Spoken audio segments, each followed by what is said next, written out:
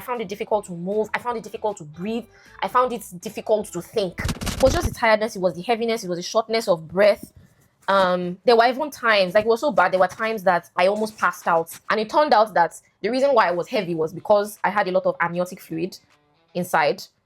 And it's something called, they said the condition is something, what did they even call it? Polyhydramnios or something like that. And we kept asking questions like, what is polyhydramnios? How does it happen? How can we fix it? So apparently, one of the reasons why it can happen is if you have gestational diabetes. In fact, so many terms in this whole pregnancy thing. I was so naive, so clueless.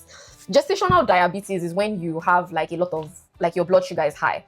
And I know that in second trimester, they tested us. It's like a standard test that you have to take to make sure that you don't have a diabetes. And I know I took it and I was cleared. I didn't have. But they said that even if you take it there's a period in the second week. Even if it clears, then you are still at risk of getting it if you have like a bad diet or you're taking a lot of sweet things when you're pregnant. So they said I should go and do the test again. I did the test. It was still negative.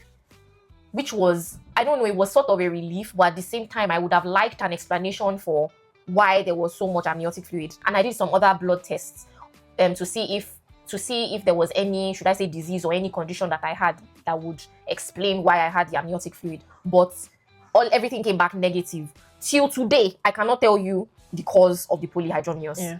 In fact, like, I did a lot of Googling, unfortunately. And they say it happens to like a couple of people where it just happens that you have a lot of amniotic fluid and nothing, like, you cannot explain why. Because I was thinking, hey, am I eating the right things? Maybe I should cut down on the carbs that I'm eating and everything.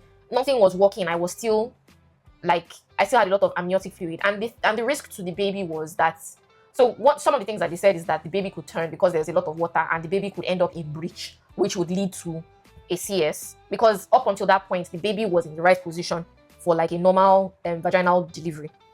They also said, what did they even say? That, okay, yeah, that there's also a risk of my water breaking before that point, and if my water breaks, that I'll be at risk of getting an infection, which would affect the baby as well. So it was just a whole. It was third trimester was a very, very. I think it was my own difficult trimester. Because I was so heavy, I found it difficult to move, I found it difficult to breathe, I found it difficult to think.